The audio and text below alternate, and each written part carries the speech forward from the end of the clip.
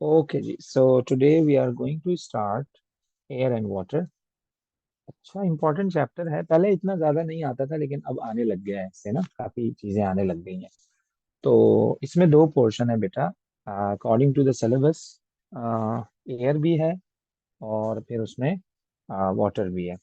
तो आसान है, बहुत ज्यादा कॉम्प्लिकेटेड नहीं है, लेकिन ऑब्वियसली थ्योरेटिकल चैप्टर है, तो चीजें याद करने वाली काफी। बात समझ रहे हो? कैलकुलेशन वाला पार्ट तो इतना खैर नहीं है, लेकिन बेटा याद करने वाला काम आपके पास अल्टीमेटली है ही है। ओके हो गया जी। सो हम स्टार्ट कर देते हैं एयर से। ओके, तो हम एयर से स्टार्ट करते हैं। एयर वाला पोर्शन हम इसका पहले डिस्कस कर लेते हैं। सो एयर।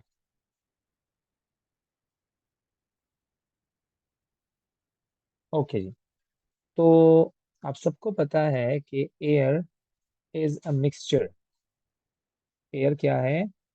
मिक्सचर है। किसका बेटा? Mixture of different gases. Air is a mixture of different gases. कौन कौन सी गैसेस हैं एयर में? कौन कौन सी गैसेस हैं भाई एयर में? तो आप लोग कहेंगे कि इसमें आपके पास जो है वो नाइट्रोजन गैस भी है। ओके, इसमें आपके पास नाइट्रोजन भी है। ओके, इसमें आपके पास ऑक्सीजन गैस भी है। इसमें आपके पास कार्बन डाइऑक्साइड गैस भी है। Right, carbon dioxide gas भी है। और इसमें आपके पास नोबल गैसेस का यानी कि मेनली आर्गॉन भी है। परसेंटेज की अगर मैं बात करूं तो obviously nitrogen is 78%। Okay, 78%। Then we have oxygen का 20%। 21%, हाँ है, एनर्जेटिक्स है बेटा, आ गया। 21%। ओके, कार्बन डाइऑक्साइड का 0.03%। और नोबल गैसेस यानी आर्गॉन का 0.97%। तो ऑब्वियसली एयर मिक्सचर है ना, तो मिक्सचर में चीजें केमिकली रिएक्टेड नहीं होती हैं। तो इनका किसी का भी केमिकल रिएक्शन नहीं हुआ हुआ है, बस they exist in air. Okay, तो उनकी परसेंटेजेस जस्ट हमने आपको बता दी है कि भाई ये परसेंटेज होती है। तो सबसे ज्यादा जो परसेंटेज है वो किसकी है? नाइट्रोजन की है। और आपको पता है कि नाइट्रोजन एक इनर्ट गैस है। नाइट्रोजन क्या है? Inert gas. inert gas. Inert means inert means unreactive. Inert means unreactive. Reaction नहीं करती है until और unless आप इसे बहुत ज्यादा एक्सट्रीम टेम्परेचर प्रोवाइड करो, तब ये रिएक्शन कर लेती है ऑक्सीजन के साथ। लेकिन अभी फिलहाल के लिए इतना याद रखो कि ये क्या है? Inert gas. और इस पूरे कॉम्पोजिशन में यानी यहाँ से लेकर यहाँ तक, इस पूरे कॉम्पोजिशन में जो रिएक्टिव गैस है वो ऑक्सीजन। रिएक्टिव गैस जो है वो कौन है? ऑक्सीजन है। ओके, अनरिएक्टिव नाइट्रोजन है और रिएक्टिव गैस कौन है? ऑक्सीजन है आपके पास। ओके, अच्छा, दूसरा ये, इसका थोड़ा बहुत इंट्रोडक्शन आपको और पता होना चाहिए। अब हम आ जाते हैं कि एयर का मॉलिक्यूलर मास कितना होता है ना? एयर का मॉलिक्यूलर मास कितना होता है? तो चूंकि एयर इज अ मिक्सचर, चूंकि एयर इज अ मिक्सचर, तो हम हम इसका ओवरऑल अगर एमआर निकालना देखें, तो बेटा वो कुछ ऐसे होगा कि आपके पास जो नाइट्रोजन है उसकी परसेंटेज कितनी है? 78% है ना? तो हम करते क्या है कि M R is equal to nitrogen और प्लस ऑक्सीजन। मेनली ये दो गैसेस होती है ना जिनकी कॉम्पोजिशन बाय मास जो एयर में वो ज्यादा है, तो हम इन्हीं को कंसीडर करेंगे एम आर निकालते हुए। ओके, सो नाइट्रोजन का आपके पास आ गया 78%। into MR of nitrogen is 28 plus oxygen is 21% into MR of oxygen is 32। इसको थोड़ा सा सिंप्लीफाई अगर मैं करूं तो ऐसे ही होगा बेटा। देखिएगा जरा, ऐसे करके और ऐसे करके। है भाई बिस्मा, ऐसे ही होगा। अब इनको जरा ऐड करवाओ तो अप्रोक्सीमेटली आपके पास कुछ आंसर आ रहा होगा 29। बेटा ये जो MR है ना, ये 29, ये किसका है बेटा? ये एयर का है। ओके, और एयर। तो अब ये याद रखिएगा, एयर का जो MR होता है वो कितना होता है? 29 होता है। पहली बात। दूसरी बात ये कि बेटा, अब अगर हमें पता है कि एयर इज अ मिक्सचर, तो इसको हम सेपरेट कैसे करें गैस? अच्छा, अब मसला ये है कि जब मैं इन गैसेस को सेपरेट करूंगा बेटा, तो इनका लिक्विड होना जरूरी है। क्या कहते हो? ऐसे ही है ना? इनका लिक्विड होना जरूरी है। तो आप क्या करें, इसको लिक्विफाई करें। एयर को क्या करें बेटा? लिक्विफाई करें। तो अब मैं इसको कुछ ऐसे लिख रहा हूं कि separation of gases, separation of gases, how we separate how we separate gases, how we separate gases। सबसे पहला काम आपको जो करना है इसमें, जो बहुत इंपॉर्टेंट काम है, कि आप इसको सबसे पहली फुर्सत में क्या करें? लिक्विफाई करें। क्या करें? लिक्विफाई करें। फर्स्ट स्टेप अगर मैं इसका आपको कहूं तो ये कहूंगा, air is suppose to liquefied, air is suppose to liquefied, air is suppose to liquefied. क्योंकि जो फ्रैक्शनल डिस्टिलेशन होती है वो लिक्विड्स की होती है, गैशियस फॉर्म की नहीं होती है। तो इसलिए हमने क्या किया, एयर को सबसे पहले लिक्विड बना दिया। लेकिन मसला ये आता है इसमें कि जब आप इसको लिक्विड बनाते हो ना एयर को, तो एयर में तो कार्बन डाइऑक्साइड भी है। अच्छा, कार्बन डाइऑक्साइड वो फ्रीज हो जाती है। कार्बन डाइऑक्साइड क्या हो जाती है? फ्रीज हो जाती है, ब्लॉकेज करेगी वो। तो इससे बेहतर ये है कि बेटा आप कार्बन डाइऑक्साइड को यहाँ से निकालो। कार्बन डाइऑक्साइड को आप पहले रिमूव करो यहाँ से। कार्बन डाइऑक्साइड नहीं होनी चाहिए, प्योर प्योर आपके पास एयर हो, प्योर एयर। तो हम कैसे रिमूव करें कार्बन डाइऑक्साइड को? अब आपको पता है कि जो कार्बन डाइऑक्साइड है उसकी नेचर क्या है? एसिडिक नेचर होती है ना कार्बन डाइऑक्साइड की। अब आप पूछोगे क्यों? अब आप पूछोगे क्यों एसिडिक नेचर होती है? भाई हमने एसिड बेस एंड सॉल्ट में डिस्कस किया था कि जो नॉन मेटल के ऑक्साइड्स होते हैं वो एसिडिक ऑक्साइड्स होते हैं, और जो मेटल के ऑक्साइड्स होते हैं वो बेसिक ऑक्साइड्स होते हैं। ओके, तो कार्बन जो है बेटा वो नॉन मेटल है, और नॉन मेटल का जो ऑक्साइड है वो एसिडिक। तो इसको मैं यूं लिखता हूं कि since carbon dioxide since carbon dioxide freezes since carbon dioxide freezes, okay, so it should be removed, it should be removed from the mixture, from the mixture। अच्छा, कार्बन डाइऑक्साइड की नेचर पता है क्या है? कार्बन डाइऑक्साइड सबलाइम होती है, पता है ना आपको? कार्बन डाइऑक्साइड जो है वो सबलाइम हो जाती है। सबलाइम मीन्स के यार वो सॉलिड टू गैस और गैस से सॉलिड। तो जब ये सॉलिड बन जाएगा ना तो वो पाइप में ब्लॉकेज पैदा कर देगा। जब पाइप में आपका ब्लॉकेज आ जाएगा तो आप कैसे मतलब कि डिस्टिलेशन करोगे, सेपरेशन कैसे करोगे? तो ये जो कबाब में हड्डी है ना, इसे पहले निकालो यहाँ से तुम।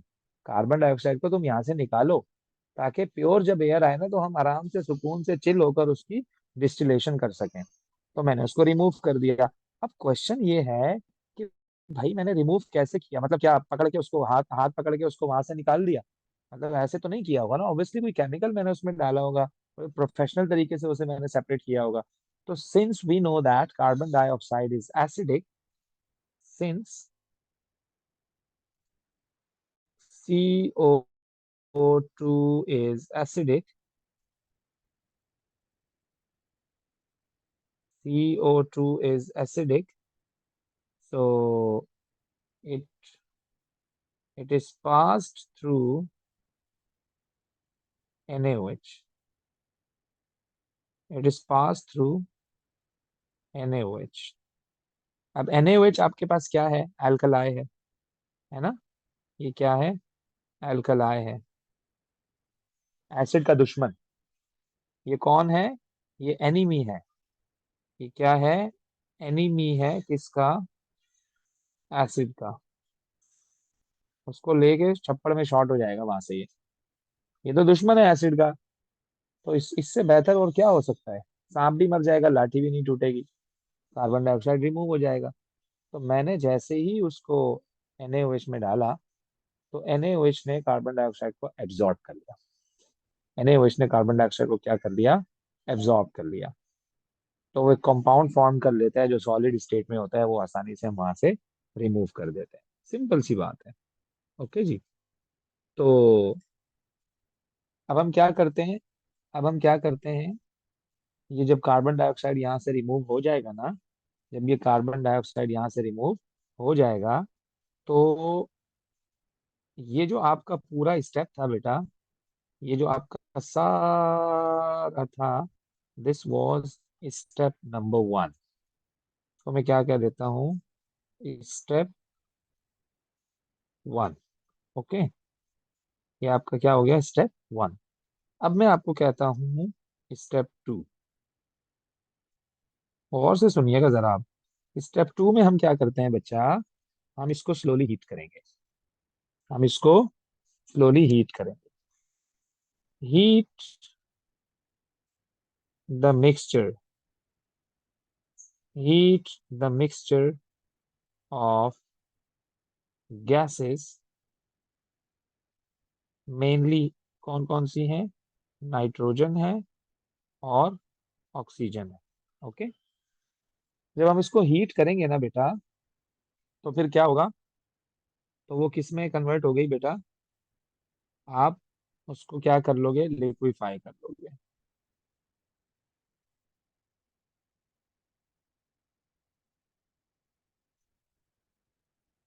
Liquid is collected. अब वो लिक्विड बन गया। अब जिस तरह से आप नॉर्मल तरीके से उसकी डिस्टिलेशन करवाते थे, वैसे उसकी डिस्टिलेशन करवा लो। बस इतना सा काम करना है तुम लोगों को। तो ये थोड़ा सा छोटा सा चुन्ना सा मैंने तुम्हें इंट्रोडक्शन दिया है कि what the air is, air में क्या क्या चीजें होती हैं। और अल्लाह आपका भला करे, जो है एयर का MR कितना होता है? ओके, एयर का MR कितना होता है? 29 होता है, वो मैंने निकालना बताया आपको। मेन मेन कौन सी गैसेज होती हैं? ऑब्वियसली नाइट्रोजन गैस होती है। और अब इन गैसेस को अगर मैं सेपरेट करना चाहूँ, तो मैं उसको सेपरेट कैसे करूँगा? तो पहले हमें उसे लिक्विड बनाना पड़ेगा। जब मैं उसको लिक्विड बना लूंगा, तो फिर हम नॉर्मल तरीके से उसकी डिस्टिलेशन करवा लेंगे। ओके हो गया जी। अच्छा जी, अब हम क्या करेंगे बेटा? हम एयर में ऑक्सीजन की परसेंटेज को कैलकुलेट करेंगे। क्योंकि ऑक्सीजन एक रिएक्टिव गैस है, तो आप बड़ी आसानी के साथ एयर में ऑक्सीजन की परसेंटेज को कैलकुलेट कर सकते हो। ये एक छोटा सा एक्सपेरिमेंट है, बड़ा आसान सा एक्सपेरिमेंट है। इसमें हमने क्या किया है कि मैंने दो सिरिंजेस ली हैं। सही है जी। एक सिरिंज आपके लेफ्ट हैंड साइड पर है, और एक सिरिंज आपके राइट हैंड साइड पर है। और उस दोनों सिरिंज को मैंने कनेक्ट कर दिया एक सिलिकॉन की ग्लास ट्यूब से। ग्लास ट्यूब होता है, उसमें हमने कॉपर मेटल लिया है। कॉपर मेटल का हमने रिएक्शन करवाया है किसके साथ? ऑक्सीजन के साथ। तो बेसिकली हमारे पास सिरिंज में क्या है? एयर है। हम अपना प्लंजर को जब प्रेस करेंगे, तो हम अपने प्लंजर को जब प्रेस करेंगे, यानी कि ये टीका है ना, टीका सिरिंज है ना, जब आप इसको दबाओगे तो ये जो सिरिंज है इसमें एयर फिल हुई हुई है। ये जो सिरिंज है इसमें एयर फिल हुई हुई है, और बीच में बिल्कुल सेंटर में आपके पास क्या रखा हुआ है, कॉपर, और हम उसे हीट कर रहे हैं। ओके। तो जब हम उसे हीट भी कर रहे हैं, और आप जब ऑक्सीजन प्रोवाइड करोगे, बेसिकली आपके सिरिंज में जो एयर है, जैसे ही एयर पास होगी इस कॉपर से, तो अल्टीमेटली कॉपर रिएक्शन करेगा ऑक्सीजन के साथ।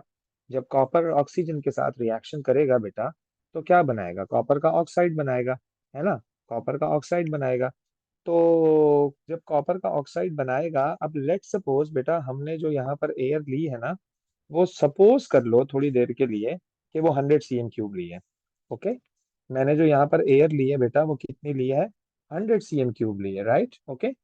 तो अब मैं इसका रिएक्शन करवाऊंगा, यानी मैं जब इस सिरिंज को प्रेस करूंगा, तो मुझे कैसे पता लगेगा कि यार पूरा का पूरा कॉपर ने रिएक्शन कर लिया है, पूरे के पूरे कॉपर ने रिएक्शन कर लिया है, यानी या कॉपर ने रिएक्शन कर लिया है, या कॉपर रिएक्शन कर रहा है, या कॉपर ने अभी तक रिएक्शन किया ही नहीं।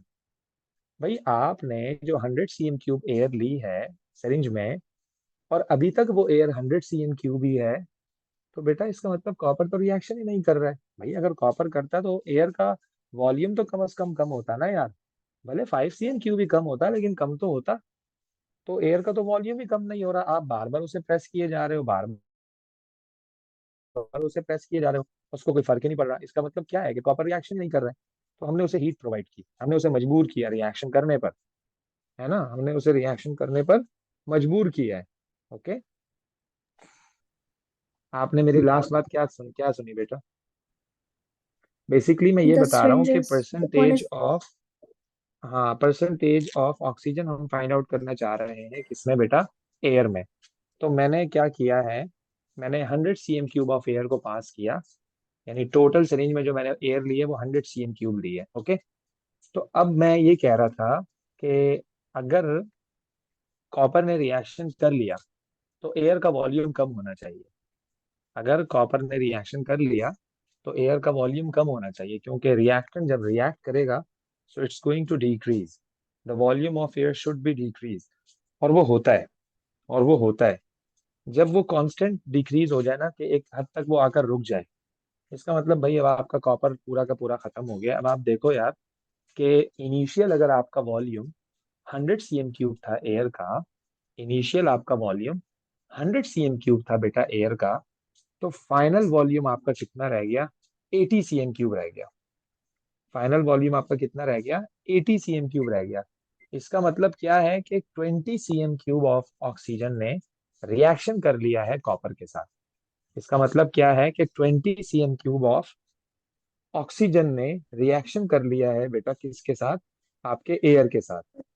तो अब मैं इसकी हेल्प से क्या करूंगा, परसेंटेज निकालूंगा, मेरे लिए चीजें आसान हो गई। तो मैं कुछ जरूरी चीजें यहाँ पे लिख रहा हूँ कि बेटा इस सिरिंज में, यानी कि मैं इसको हाईलाइट कर देता हूँ, इस वाली सिरिंज में मैंने क्या किया, वॉल्यूम ऑफ एयर लिया,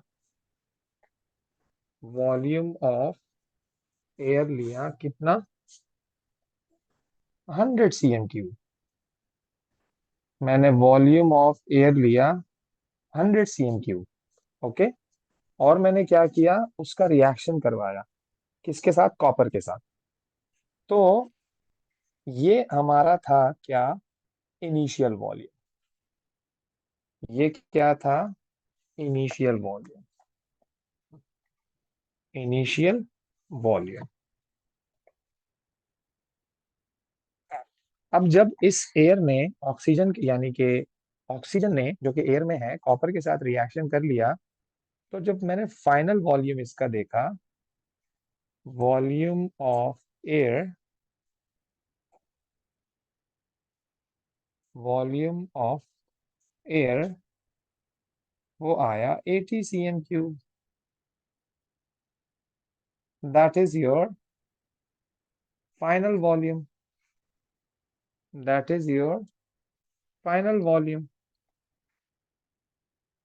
ओके, अब मैं क्या करूंगा, reacted reacted volume of oxygen मेरे पास कितना है, रिएक्टेड वॉल्यूम ऑफ ऑक्सीजन मेरे पास कितना है, वो है 20 cm3, तो वो भी मैं लिख देता हूँ।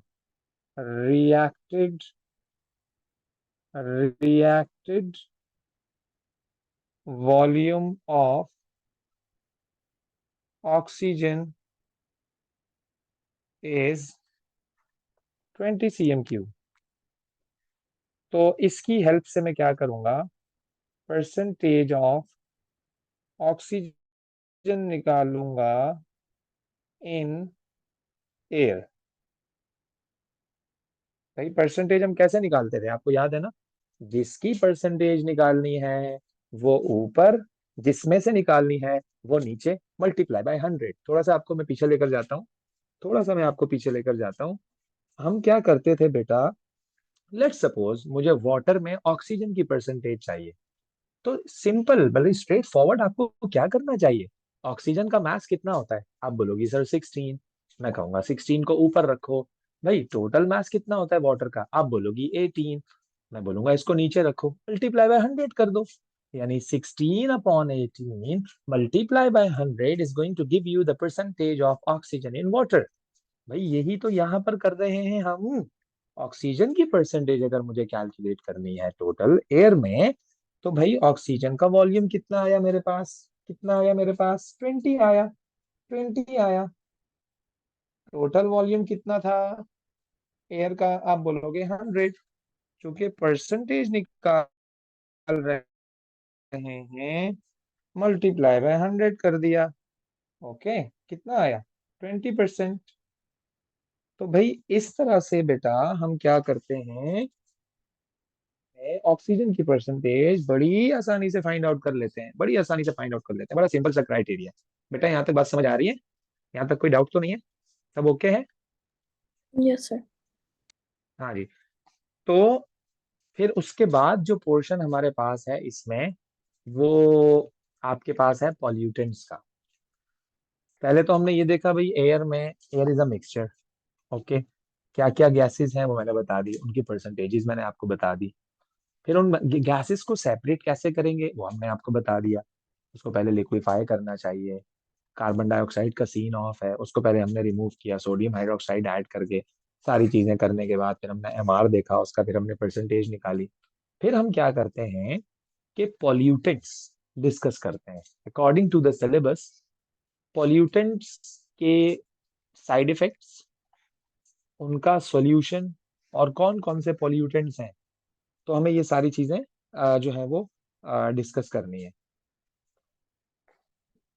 तो ये एक ही क्लास में होना चाहिए। तो अभी की क्लास में हमने इसको परसेंटेज ऑफ एयर तक, यानी percentage of oxygen in air तक इसको रोका।